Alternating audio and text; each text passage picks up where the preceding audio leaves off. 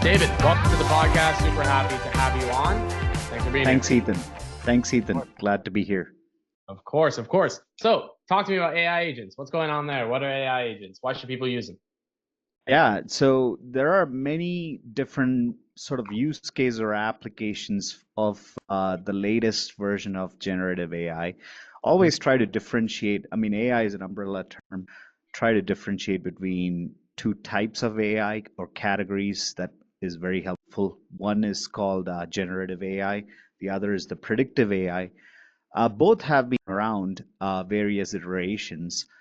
Predictive AI has reached some level of maturity. The algorithms that we see in our social media posts, or at least they kind of get us into that world of what we like and what we dislike. Some of those profiling, sort of like more on the machine learning lines, things that can profile your credit worthiness and things like that, controversial stuff are all done through predictive AI, something called predictive AI, with a heavy usage of the machine learning technology. Generative AI, on the other hand, has gained a lot of popularity since 22, I want to say, like late 22 with the release of ChatGPT. Mhm. That's more, content, generative content, whether it's text, video, image, audio, all these four types. So that's kind of the latest iteration in generative AI. And where AI agents fall in this category is somewhere kind of in the middle, Okay. between predictive and generative. So AI agents are very different from automation systems. People often confuse them with like, oh, it's going to automate everything. I want to say my approach to this is, I come from a lot of automation background. I worked with a lot of BPA software, business process automation software, system integration tools. Uh, the short end of this is agents are autonomous. They have three Mhm. characteristics. Well, number one, they have planning. They can plan a goal. You give it a goal, they can plan the steps to achieve that goal from the scratch without you giving some detailed instructions. Number Okay. two, they can take micro decisions on your behalf. And then finally, number three, they can incorporate calling other agents, so they can, if they cannot do something, they, just like a person would, they can go ask other agents or other tools out there. They can Mhm. discover that and go get the details they need. So those are the three characteristics of AI agents, Okay. which traditional conventional automation systems do not have. Mhm. And what's like an example? Because like we're talking sort of big picture. What's an example of some sort of AI implementation like you did with a company recently, and what sort of like impact did that have to the business? Yeah, I mean, AI agents are right now in very early stage. There are a lot of different tools that are coming out. Mhm. You might have heard of Crew AI, N8N. There's various tools. There's orchestration agents, all these type of tools. So right now, I want to say, as much as I would like to say, hey, we've done these implementations for these companies, Mhm. uh, since it's very early stage, we are actually in the use case development stage, and that's Mhm. actually where I help. Companies are learning about this, latest iteration of AI agents, what they Mhm. can and what they cannot do. Obviously, we have to take a lot of precaution, because when you allow agents to take micro decisions, you don't want them to take decisions that are going to have bad impacts on the business or the company itself. Certainly. There are many examples people share. All these AI doomsayers share on LinkedIn. I'm not going to get into that now, but but for the sake of the work that we do currently, or most of the companies that are doing, is really looking at the ecosystem, understanding what sort of use cases are going to be beneficial for companies, whether they are mid-sized companies or they're startups. Mhm. I mean, I know that I do have a vision for where this will all go in 3 to 5 years, but Okay. at the moment, we are sort of in the strategy stage. And how do you ensure that you capitalize on where this is going? Like you yourself as a company, how are you going to make sure you capitalize on where you see the industry going, the Yeah, AI? I mean, I think for me personally, running my own business, I'm constantly looking for places where I can incorporate generative AI. Mhm. So whether just about anything, like let's say we organize an event or a workshop or whatever, how can we use generative AI to create event description? What are some ideas it spits out? Like I may give the agent a set of criteria on what sort of event I want to have. Like, hey, here are Mhm. the things, like we want to have a professional photographer, we want everybody to have a certain dress code, blah, blah, blah, like whatever it might be. Yep. And it spits out those, in a tone that is fitting. It's able to spit out the event description. So that's kind of just one example of, like, because we conduct frequent workshops for our community. Hmm. That's, we heavily leverage AI for simple use, things like this. Hmm.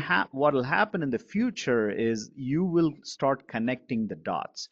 You will see, okay, if I'm conducting a workshop, here are the 5 things I'm using ChatGPT for. And Hmm. that's when it makes sense for you to, okay, can we build an agent that can connect the dots, these different applications that we use within the workflow? Okay.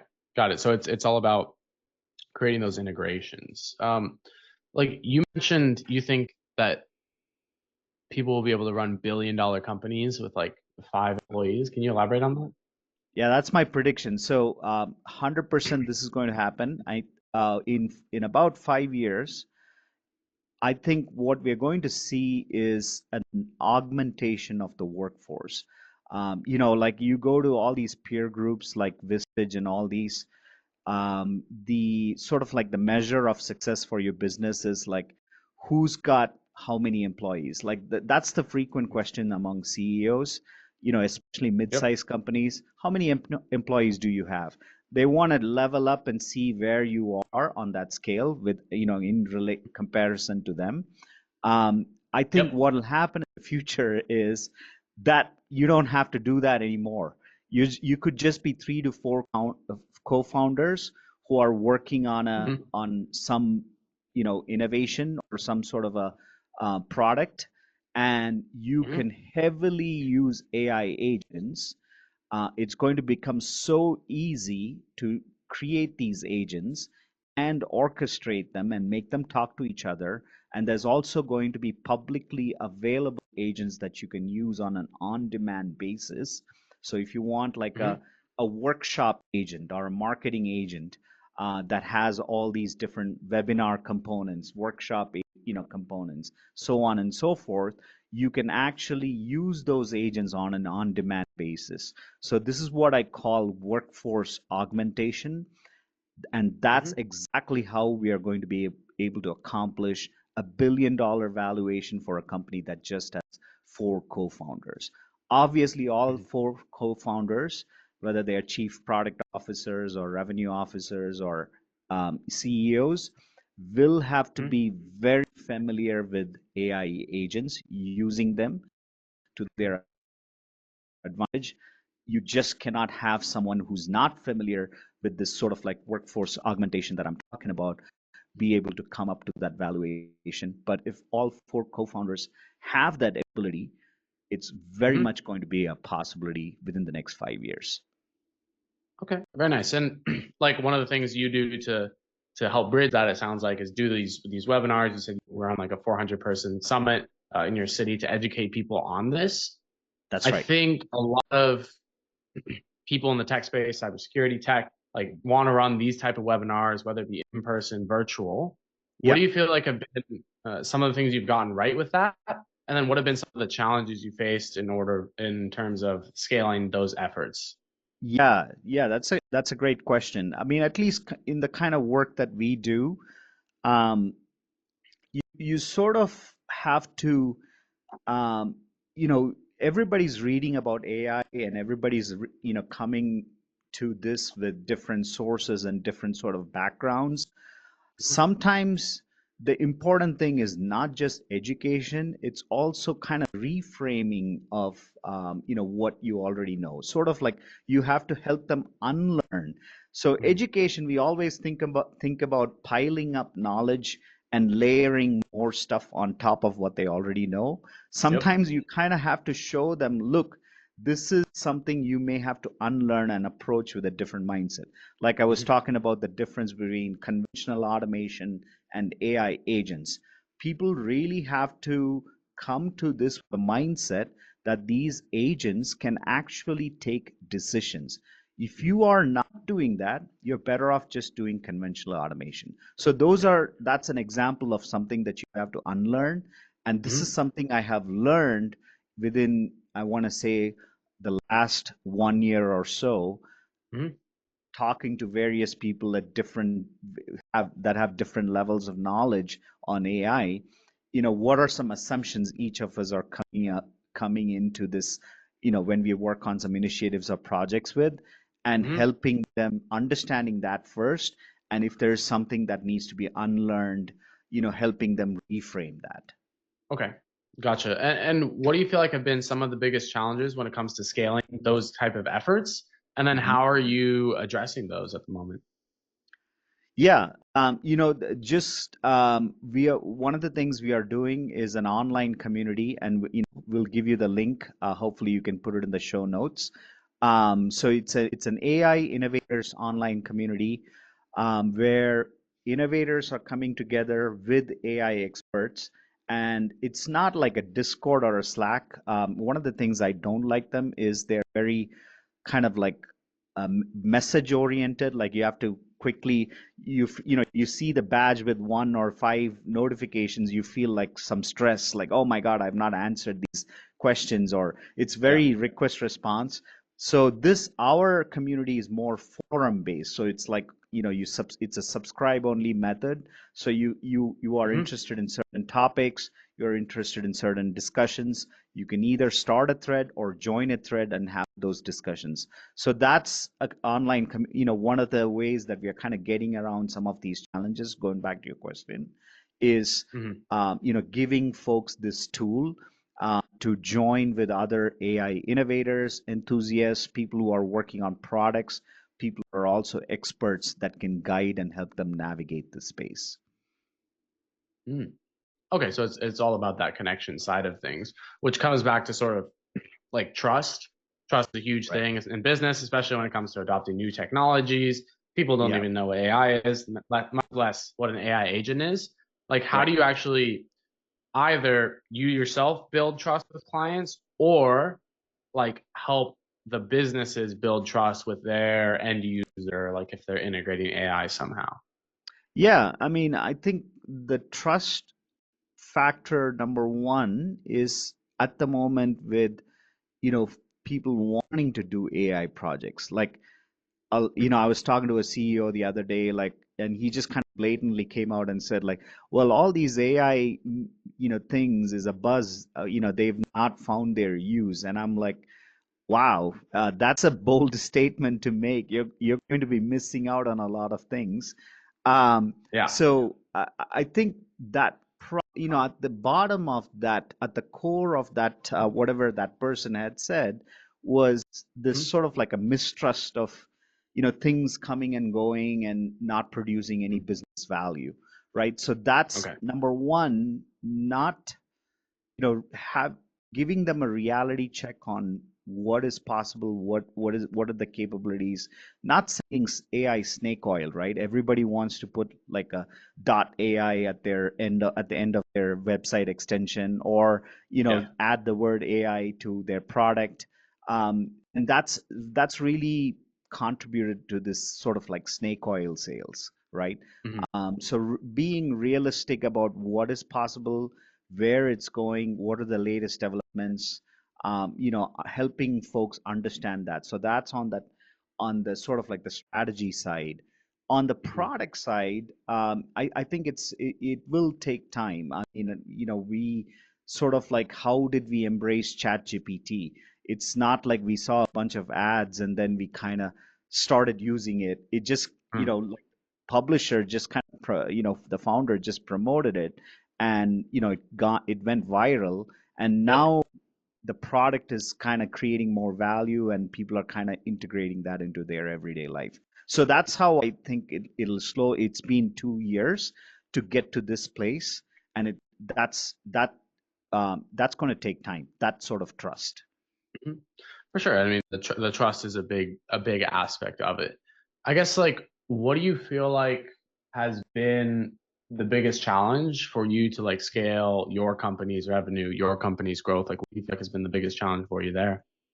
I think number one, the things don't move as fast as people would like it to move. Like I could say, hey, we want to do 10 workshops a month, Hmm. but at the same time, what's the quality of that workshop going to be if I were to do something like that, right? Um, I honestly believe in sort of like growing at the pace that um, where you don't compromise on quality. Hmm. So, how best can you accomplish that? Number one, if you're not able to do those workshops at the rate that you can do them with quality, address that. So, at the moment, we don't have that as a challenge.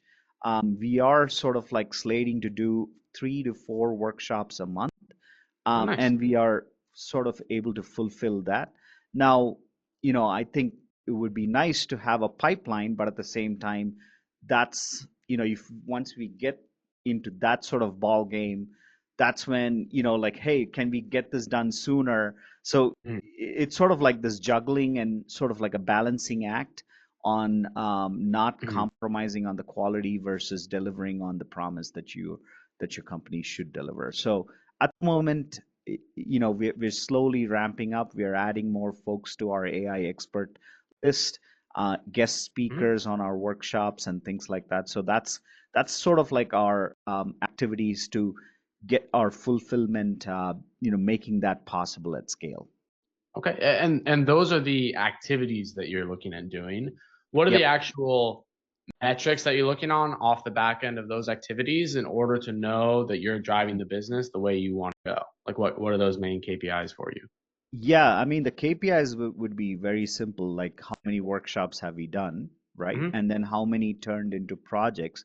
Now, projects, we have partners. We don't, my company doesn't work on implementation projects, but Okay. we have really great partners that we work with, that we are able to, actually bring into the workshop and be able to, have an integrated team. Okay. Um, as far as going back to your question on metrics, it's very simply, we just want to fulfill 4 workshops a month.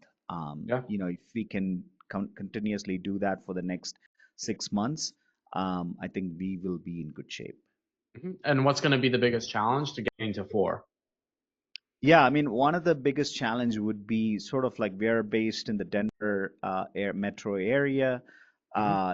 How a lot of our workshops are in person. Very few are webinar based or on, virtual. Hmm.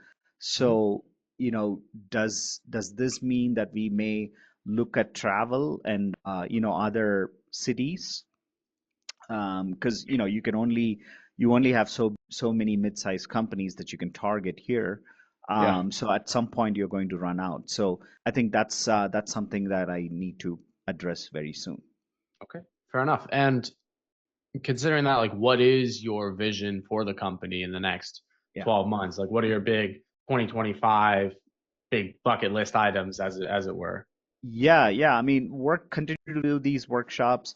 I also believe in putting where my, putting your mouth where your money, where you, or the putting, like having skin in the game, right? Yeah. So the idea is, I personally want to develop some AI agent products Okay. that will actually, kind of leverage some of these, workforce augmentation techniques, what I Uh-huh. call business scalability, right? So, Yeah. a lot of these automations used to earlier address, cost effectiveness, increasing productivity, or cost reduction through workforce reduction and so on. But Mm-hmm. now with the AI agents, the business value is actually going to be business scalability, as I said. Yeah. So business scalability is it's a different sort of you have to approach it with a different mindset of, like I was saying, having 4 or 5 employees with $1 billion revenue. How is that possible? Right. Mm-hmm. So that's what I mean by business scalability. And for me, that is being able to deliver products and fulfill, um, having a fulfillment delivery pipeline for your business Mm-hmm. that is at scale. Like that, you don't have to hire new people. You don't have to bring in, think about operations and all those other aspects. And that's where agents come in. So that's an area that I am personally looking at for my own business. Okay. Got it. So it's all about getting the scalability in, getting the agents in, bam, bam. That's right. Yes. Yeah. I Okay. mean, building agents for my own business. I mean, yeah, exactly. Okay. Throwing And skin in the game. how do you think the like overall client acquisition space has changed like within the AI space in relation to like you mentioned, there's snake oil. Like there's so many different Yeah. AI companies. Like how do you differentiate when someone comes to David and they're like, oh, aren't you just another silly AI company? I've already spoken with 3 this Right. week. How do you go about differentiating there? Yeah. I mean, I think I always say, that I don't necessarily focus too much on that. There is a need at the moment Hmm. on this type of work. Yeah. So people who like my approach, people who like the approach of my company and what we do are going Hmm. to come to us, right? And I focus heavily on writing blogs. People follow me on LinkedIn. Uh, I I publish a lot of videos. We have a YouTube channel where we are really advocating for this type of a mindset or an approach to AI. And folks Hmm. who like that and have seen our work from the past are going Hmm. to come to us either through referrals or through some sort of a, like what they see and what they hear on these various Hmm. platforms that I mentioned. That's what it is. Okay. So that's the differentiating factor. I always say how I interpret the world, how my company interprets the world, and what's our way of sort of producing products and Mhm. delivering our value. That's going to be very unique. It's Okay. going to be like no other. Okay. For sure. So it's a unique delivery and obviously customized to them as well. Okay. Right. And Yes. I guess we can end on this. Like, what would you say to anybody who is either like in your position where you were like 12 months ago, or people who are looking to implement AI into their own business? Either question, whichever you think is more interesting. What do you think you Mhm. would say to them? Yeah, I mean, I think just be patient. People want a quick fix, like, oh, I want to be $1 million company in a year. Don't have those type of goals. Mhm. Stay on the path of innovation. It Yeah. is going to accelerate. It's not going to go back as much as people want to, like, oh, we want to go back to the days when there was no such thing as AI. That's never going to happen.